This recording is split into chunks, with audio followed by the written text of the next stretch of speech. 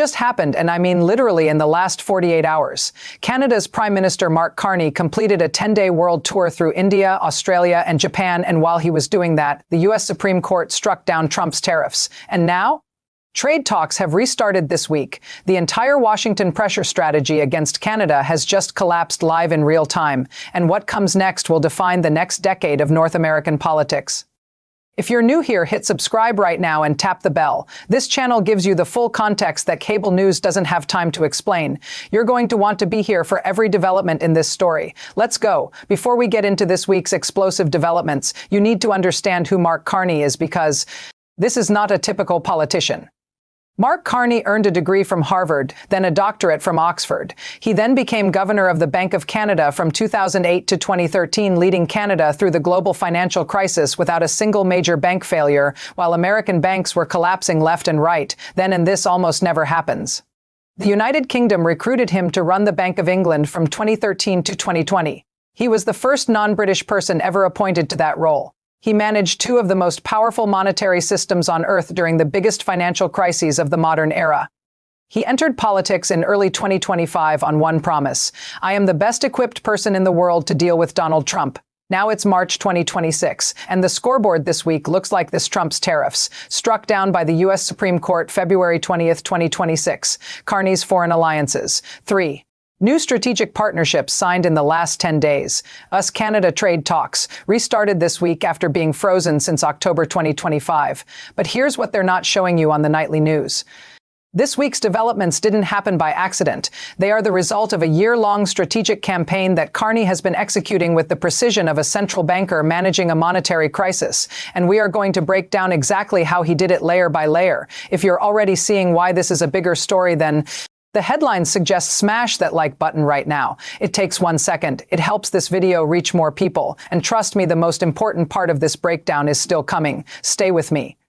To understand what just happened this week, you need to know the full timeline, because each event connects to the next. March 4, 2025, Trump imposes 25% tariffs on Canadian goods, citing national security and fentanyl concerns. Canada retaliates with tariffs on U.S. goods targeting swing states: Wisconsin dairy, Michigan auto parts, Kentucky bourbon.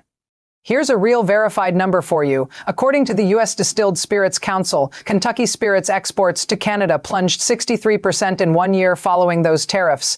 Jim Beam, which has been producing since 1935, shut down its main distillery for all of 2026. Jack Daniels and Jim Beam together reported a combined $143 million loss directly attributed to Canadian retaliatory tariffs. These are American jobs, American distilleries in Trump voting states. May 2025, Carney flies to Washington for his first Oval Office meeting with Trump. He tells him face-to-face and on camera, Canada is not for sale. It was not for sale in the past. It is not for sale today. It will never be for sale. Trump smiles and says, never say never. The clip goes globally viral. October 2025. Trade talks collapse entirely. Trump freezes negotiations after an Ontario anti-tariff advertisement tears during the World Series on American TV. He is furious. Both sides go silent. January 2026, Carney speaks at the World Economic Forum in Davos. He calls out weaponized tariff policy and warns that the U.S.-led global order is, in his words, breaking down. He receives a standing ovation from the assembled global leaders, reportedly the longest standing ovation Davos had seen in years. February 20th, 2026, the U.S. Supreme Court strikes down Trump's IEEPA-based global tariffs, the legal mechanism behind the Canada tariffs. This is a landmark ruling. Celebrations break out across Canada. Trump immediately signs a new executive order imposing a replacement 10% global tariff, but the legal foundation of his original strategy has just been judicially destroyed. March 4th, 2026, Carney completes a 10-day Indo-Pacific tour: India, Australia, Japan, signing strategic trade and defense partnerships with all three. In Sydney, at the Lowy Institute, he publicly says about Trump's tariff strategy, "You can't do that forever." And then this week, March 2026. US-Canada trade talks officially restart. That is not coincidence. That is strategy. Drop a comment right now. Tell me, do you think Trump will actually negotiate a real deal with Canada, or will he find another reason to blow everything up again? I read every single comment. Go. On February 20th, 2026, the United States Supreme Court handed Donald Trump one of the most stinging judicial defeats of his second term. The court struck down the tariffs he had imposed using the International Emergency Economic Powers Act (EPA), the legal mechanism he had used to justify the Canada tariffs under the National Security and Fentanyl Emergency framing. Here's what this means in plain language. For over a year, the entire legal justification for taxing Canadian goods was the claim that Canada represented a national security emergency. The Supreme Court of the United States ruled in a landmark decision that this framing was an overreach of executive power. The tariffs were illegal. Canada's Trade Minister Dominic LeBlanc immediately called the ruling a validation that the levies were, and this is his exact quote, unjustified. Trump responded by signing a new 10% global tariff the same day, which he then raised to 15% via Truth Social over the weekend. But here is the critical difference: the legal and political credibility of the tariff strategy has been judicially shattered. You cannot credibly argue national security emergency when your own Supreme Court just told you that argument doesn't hold up. And Carney had been making this exact argument publicly, consistently, for a full year before the court agreed with him. Now here's where it gets even more serious. While Trump was dealing with the Supreme Court ruling, Carney was on a plane, a 10-day, 3-country Indo-Pacific tour: India, Australia, Japan, that wrapped up just 24 hours ago. This wasn't a vacation. This was the most ambitious foreign policy sprint by a Canadian Prime Minister in modern history. In Australia, Carney addressed both houses of Parliament, a joint sitting in Canberra on March 5th. He became only the second foreign leader ever invited to do so. Former Australian Prime Minister Malcolm Turnbull, who was in the chamber, called the speech clear-eyed, positive, and strong. Carney told the Australian Parliament that the global order is, quote, breaking down, and that middle powers must act together, because if you are not at the table, you are on the menu. That quote is already being cited in diplomatic circles around the world. Also in Sydney, at the Lowy Institute on March 4th, Carney was asked directly about Trump's use of economic leverage. His answer verified, exact quote, "You can't do that forever." 3 words, but coming from the man who managed the monetary systems of 2 G7 nations during actual financial crises, those 3 words carry the weight of a doctoral thesis. In Japan on March 6th, Carney and Japanese Prime Minister Takehiko signed a new Canada-Japan strategic partnership covering defense cooperation, energy trade including liquefied natural gas and critical minerals. Canada is now a key alternative supply chain partner for Japan as it reduces dependence on U.S. supply chains, disrupted by tariff uncertainty. Here's why this matters to the Washington strategy. Every ally that Canada ties itself to is one less country that needs to rely exclusively on American trade relationships. Carney is not just defending against Trump. He is systematically building an alternative economic architecture that makes Canada less vulnerable to American pressure. Permanently. And here's the absolute kicker, the number that no one in the Trump administration wants to talk about. According to verified reporting from the Courier-Journal and Inc. magazine, both published this week, Kentucky spirits exports to Canada plunged 63% in the year following Trump's tariffs. Jim Beam, which has been producing American whiskey continuously since 1935, shut down its main Claremont, Kentucky distillery for the entirety of 2026. Jack Daniels and Jim Beam together reported a combined $143 million. Loss directly caused by Canadian retaliatory tariffs. Kentucky. That's a state Trump won by 26 points. Those are not Canadian jobs being lost. Those are American jobs in American distilleries, in American states that voted for the man who created the tariffs that are now destroying them. And today, this morning, March 8, 2026, the Washington Post published a report. Trump is now threatening to unilaterally exit the USMCA, the trade deal he himself negotiated in his first term, which he called the greatest trade deal ever made. He is now threatening to destroy his own deal. The Brookings Institution, one of America's most respected nonpartisan think tanks, published data this week showing that the average effective U.S. tariff rate has risen from 2.4% in 2024 to 16.9% in 2026. That is a 7-fold increase in the tax burden on imported goods in 2 years. American consumers are paying that difference at the checkout counter. That is the real cost of this trade war, and Carney has been saying it with data, with composure, and with mounting proof for a full year. Quick pause. If you haven't subscribed yet, do it right now. This story is moving fast, multiple developments every single week. I'm breaking all of it down for you in real time with the context that takes 20 minutes to explain properly, but that you actually need. Subscribe, tap the bell. Don't let the algorithm bury this. The reactions to this week's developments broke down into 4 camps, and each one tells you something important about where this is heading. The U.S. Trade Representative Jamieson Greer, speaking on Fox Business just this week, admitted that negotiations with Canada have been, quote, more challenging than with Mexico. He cited Canadian dairy market access rules and the Online Streaming Act as ongoing irritants. Translation, even Trump's own trade negotiator is acknowledging the relationship is broken and complex. Meanwhile, multiple Republican senators from border states where Canada is the primary export market have been notably quiet as the Jim Beam and Jack Daniels numbers have come out this week. You don't win a re-election in Kentucky by defending a trade policy that shut down Jim Beam. On the Canadian side, opposition leader Pierre Poilievre has argued that Carney's world tour was performative and that he has not done enough to protect Canadian workers from the steel and auto tariffs that remain in place even after the Supreme Court ruling. This is a legitimate domestic debate, and it shows that even a diplomatic win comes with accountability at home. Internationally, the BBC published a detailed analysis this week under the headline, "Canada looks to trade talks after a Supreme Court tosses Trump's tariffs." The piece noted that while Canada celebrated the ruling, the practical impact is limited. Steel, aluminum, and auto tariffs remain. The bigger battle, the USMCA review, due by July 1, 2026, is still ahead. The Australian media's coverage of Carney's parliamentary address was overwhelmingly positive. Malcolm Turnbull's public comments calling it powerful carry enormous weight in Australia given his direct experience navigating Trump in his first term and the White House. They have not directly disputed the economic data on Jim Beam, Jack Daniels, or Kentucky Spirits exports. They issued a statement saying the new 15% tariff would remain when a government stops arguing about facts and only argues about continuation of policy that tells you something.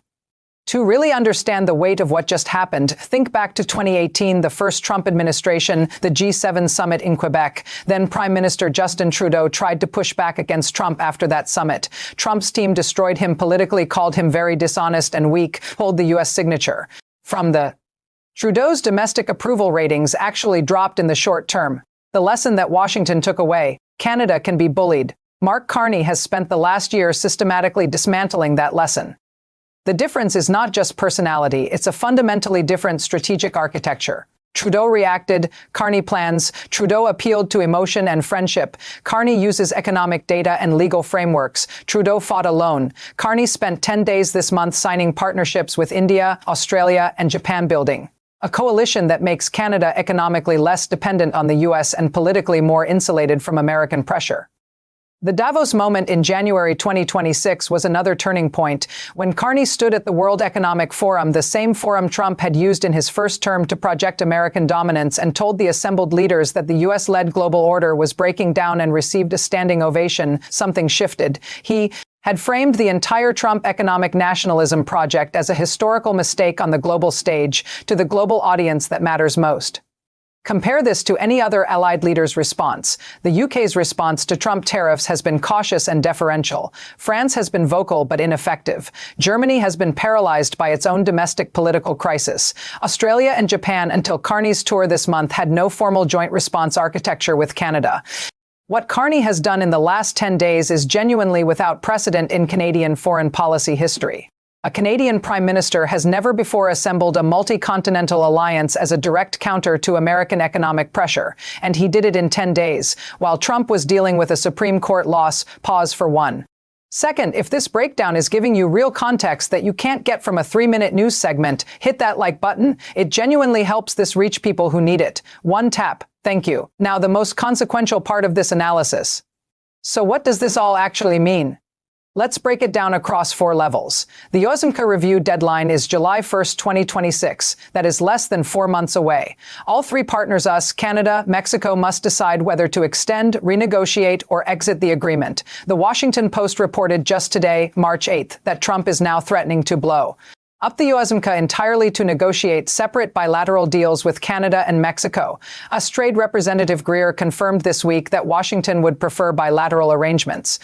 Here's what this really means. If USMCA collapses, the $3.6 trillion North American trade relationship, the largest bilateral trade relationship in human history, reverts to pre-agreement tariff structures. American manufacturers who rely on cross-border supply chains face cost increases that no domestic policy can easily absorb. A single car component can cross the U.S.-Canada border multiple times during production under USMCA tariff-free. Without it, each crossing generates costs that compound. On the legal side, the Supreme Court ruling is not the end of the battle. It is the beginning of a new chapter. Trump has replaced the struck-down tariffs with a 15% global tariff. Whether this new mechanism also survives legal challenge is already being debated in courts across North America. Every public statement Carney has made, every verified statistic he has cited is potentially part of the evidentiary record in those proceedings. On the economic side, the Brookings Institution data published this week is stark.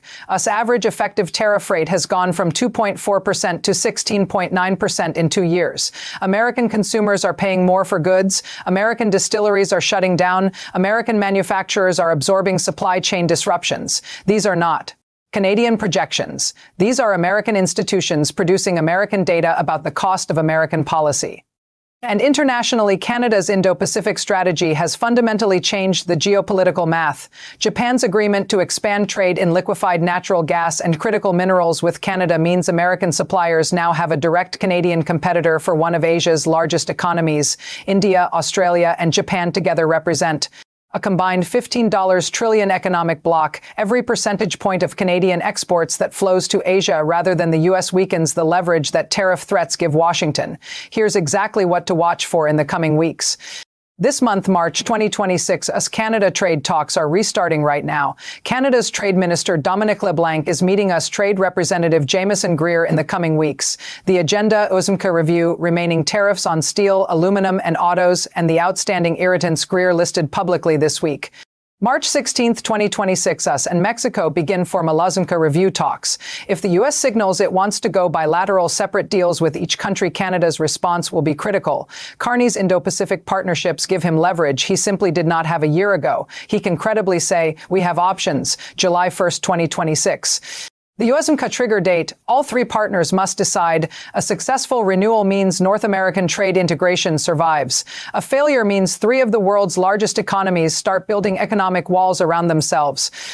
Best case, the combination of Supreme Court pressure, economic data on American job losses, and Carney's demonstrated ability to build alternative partnerships creates enough political incentive in Washington to negotiate a genuine renewal. Both sides claim victory. Worst case, Trump decides the domestic political value of appearing tough outweighs the economic cost. He exits USMCA. Canada and Mexico pivot harder toward their new partnerships. North American economic integration fractures in ways that take a generation to repair. Most likely, a narrow face-saving partial deal before July 1st. Some tariffs reduced, USMCA nominally renewed with new side letters. Both sides spin it as a win. The underlying tensions remain. The stakes could not be higher because this isn't just about lumber prices or dairy quotas. This is about whether the most economically integrated trading zone in human history survives the most serious political disruption it has ever faced. Let's recap what we covered today, and remember, every single thing I just told you is verifiable and happened in the last 2 weeks. First, the U.S. Supreme Court struck down Trump's tariffs on February 20th. The legal foundation of the entire Canada pressure strategy has been judicially destroyed. Second, Carney just completed a 10-day tour of India, Australia, and Japan, signing strategic partnerships that reduce Canada's economic vulnerability too. American pressure, permanently. Third, the real human cost of this trade war is hitting Trump's own base. $143 million in losses for American whiskey producers. Jim Beam's distillery shut down for 2026. Kentucky Spirits exports to Canada down 63%. Fourth, USMCA talks have restarted this week with a July 1st deadline that will define the future of North American trade for a generation. This story is moving fast, multiple developments every single week. Subscribe right now so you don't miss what comes next. Tap the bell. This is the kind of analysis that gets buried by algorithms. And I need your support to keep bringing it to you. Drop a comment below. What's your prediction for the USMCA July 1st deadline? Does it survive, or does Trump blow it up? I'm reading every single comment. Until next time, stay informed, stay analytical, and never let a headline replace an understanding.